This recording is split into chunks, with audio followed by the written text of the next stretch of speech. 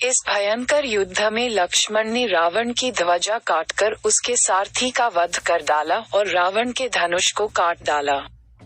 साथ ही विभीषण ने भी अपनी गदा से रावण के रथ के घोड़ों को मार डाला। विभीषण के इस कृत्य से रावण को इतना क्रोध आया कि उसने विभीषण पर एक प्रज्वलित शक्ति चलाई, किंतु विभीषण के पास आने के पहले ही लक्ष्मण ने उस शक्ति को अपने बाणों से नष्ट कर दिया। इस पर अत्यंत क्रोधित होकर रावण ने विभीषण पर ऐसी अमोघ शक्ति चलाई जिसका वेग काल भी न सह सकता था। विभीषण के प्राण संकट में देख लक्ष्मण स्वयं आगे बढ़कर शक्ति के सामने खड़े हो गए। वज्र और अशनि के समान गड़गड़ाहट उत्पन्न करने वाली तथा विषधर सर्प के समान वह भयंकर महातेजस्वी शक्ति लक्ष्मण आकर लगी। उस नागराज वासुकी की जिह्वा के समान देदीप्यमान शक्ति ने लक्ष्मण के वक्ष को विदीर्ण कर दिया और वे रक्त से लथपथ होकर मूर्छित हो पृथ्वी पर गिर पड़े।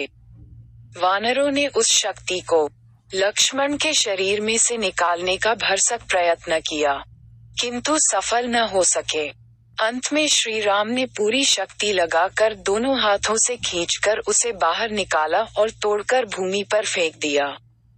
जब तक राम शक्ति को खींचकर निकालते रहे, रावण निरंतर बाणों की वर्षा करके उन्हें घायल करता रहा। शक्ति निकालकर उन्होंने शीघ्र ही रावण को मार डालने की प्रतिज्ञा की। फिर वे रावण के साथ भयानक युद्ध करने लगे। जब रावण उनके बाणों को न सह सका तो वह घायल होकर रणभूमि से भाग गया।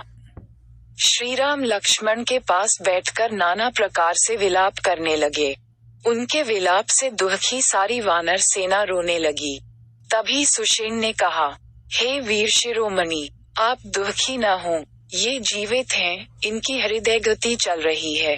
फिर हनुमान से कहा, तुम शीघ्र ही महोदय पर्वत पर जाकर विशल्यकरणी, सावन्यकरणी, संजीवकरणी तथा संघानी नामक औषधियां ले आओ। उनसे लक्ष्मण के प्राणों की रक्षा हो सकेगी। सुषेण के निर्देशानुसार हनुमान तत्काल महोदय गिरी पर जा पहुँचे, परंतु इन औषधियों की पहचान न होने के कारण उस शिखर को ही उखाड़ लाए जिस पर अनेक प्रकार की औषधियों के वृक्ष उग रहे थे। सुषेण ने इनमें से औषधियों को पहचानकर उनको कूट पीस कर लक्ष्मण को सुंघाया। इससे वे थोड़ी ही देर में स्वस्थ होकर उठ खड़े हुए। अगर आपको वीडियो अच्छा लगा तो सब्सक्राइब करें और शेयर करें एजुकेशन स्टोरी।